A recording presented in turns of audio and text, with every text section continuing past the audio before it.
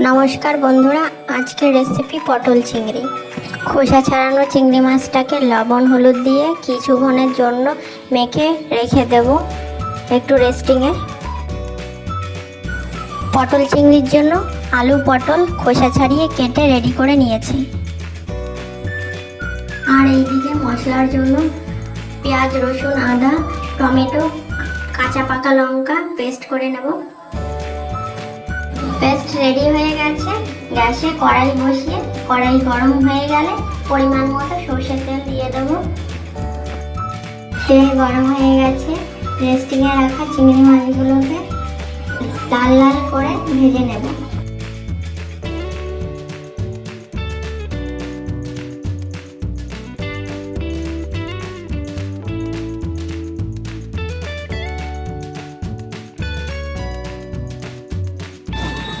চিংড়ি মাছগুলো লাল লাল করে ভাজা হয়ে গেছে।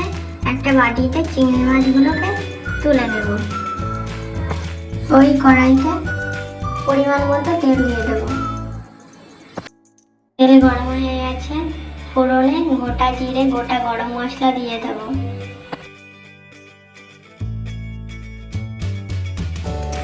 ফোড়ন ভাজা হয়ে গেছে। কেটে রাখা পটল, আলু কড়াইতে দিয়ে একটু নেড়ে চড়ে ভেজে নেব।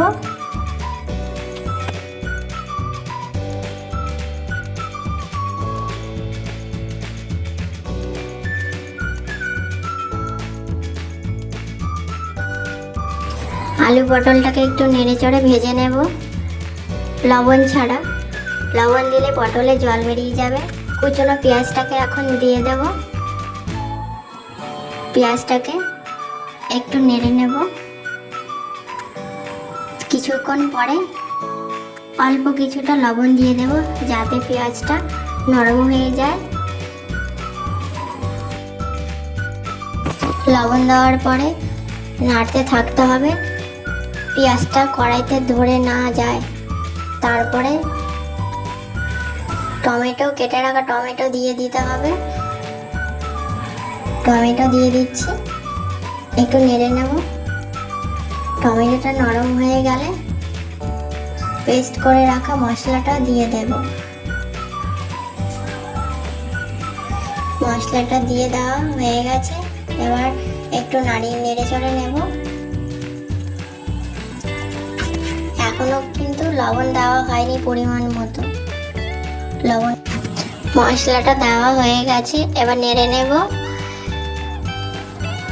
এরপরে হলুদ গুঁড়ো, লঙ্কা গুঁড়ো দিয়ে দেব আর গরম মশলা গুঁড়ো দিয়ে দেব। দিয়ে দেওয়ার পরে একটু নেড়ে চড়ে নেব যতক্ষণ না মশলাটা থেকে তেল না বেরোয়। একটু মশলাটা কষিয়ে নেব।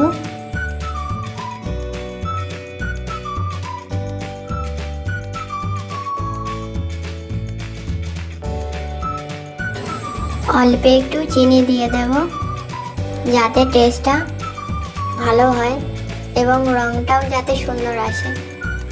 একটু নাড়িয়ে নেব। বন্ধুরা দেখতে পাচ্ছ মশলা থেকে তেল ছেড়েছে।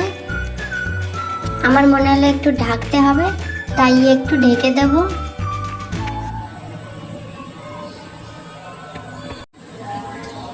আলুটা যাতে সেদ্ধ হয়ে যায় তার জন্য ঢেকে দিয়েছিলাম। এখন তুলে নেব। এরপরে ভাজা চিংড়ি মাছগুলোকে দিয়ে দেব।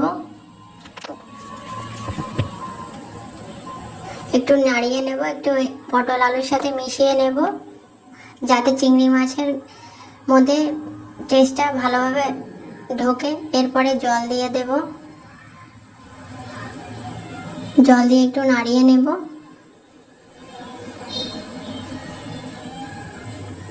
তারপরে আর একটু ঢেকে দিতে হবে যাতে জলটা ফুটে যায়। ঢাকনার তুলে দেখে নেব সব কিছু সেদ্ধ হয়েছে নাকি ঠিকঠাক।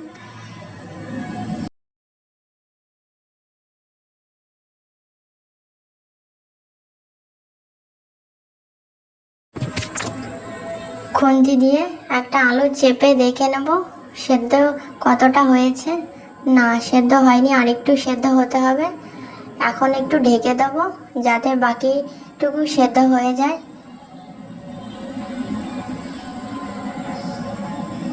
ঢাকনা তুলে দেখে নেব পুরোপুরি রেডি হয়ে গেছে নাকি। মোটামুটি রেডি হয়ে গেছে, এখন নামিয়ে নেব।